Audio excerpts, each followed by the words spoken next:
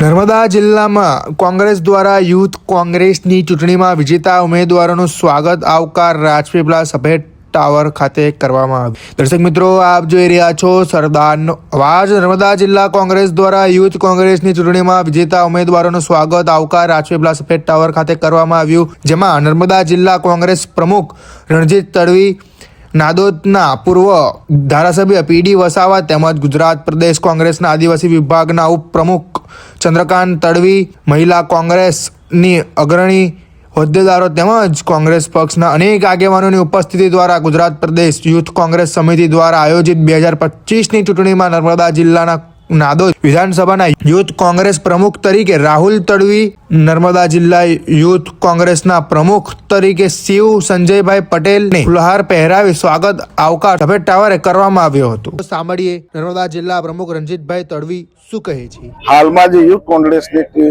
જો ઇલેક્શન થયું એમાં અમારા નર્મદા જિલ્લાના યુથ કોંગ્રેસના પ્રમુખ શિવભાઈ, પછી બીજામાં એમાં કમિટીમાં પૃથ્વીરાજ, રાહુલ, મયંક, એ બંનેને અમારી યુથના જે અમારા છે યુથમાં તેમને અમે શુભેચ્છા પાઠવીએ છીએ। ખૂબ ખૂબ અભિનંદન।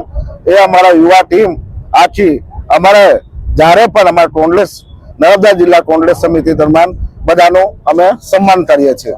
ગુજરાત પ્રદેશ યુવા કોંગ્રેસની તાજેતરમાં જ ચૂંટણી થઈ ગઈ, એમાં નર્મદા જિલ્લા યુથ કોંગ્રેસમાં પ્રમુખ તરીકે ભાઈ શિવ અને મયંકભાઈ, રાહુલભાઈ, પૃથ્વીરાજસિંહ, આ બધા અમારા જે યુવા નેતાઓ છે એ યુથ કોંગ્રેસમાં જ્વલંત વિજયથી વિજય થયા છે।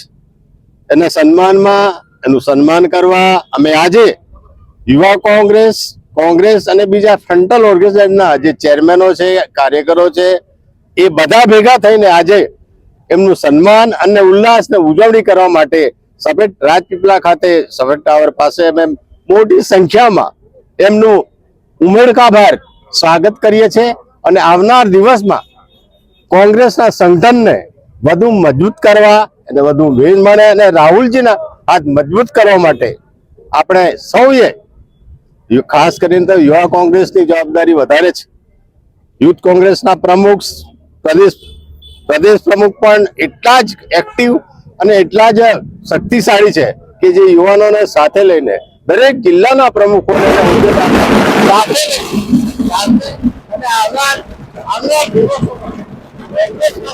મદદ કરશે અને આવનાર દરેક ચૂંટણીઓમાં પણ આ જે યુવા કોંગ્રેસનું આખું એ છે ટીમ છે એ કોંગ્રેસને મજબૂત કરશે વધારે અને ગુજરાતમાં કોંગ્રેસનું વાતાવરણ ફરી એકવાર જ્વલંત અને લગભગ લોકોની મુશ્કેલીની વાચા આપે એ પ્રમાણે થશે એવી મારી ચોક્કસ આશા છે। હું આ બધા વિજેતા થયેલા હોદ્દેદારોને મારા અંતઃકરણના અભિનંદન પાઠવું છું। ગુજરાત પ્રદેશ યુથ કોંગ્રેસ સમિતિ દ્વારા આયોજિત ચૂંટણીમાં હું નાંદોદ વિધાનસભાનો પ્રમુખ તરીકે ચૂંટાયો છું।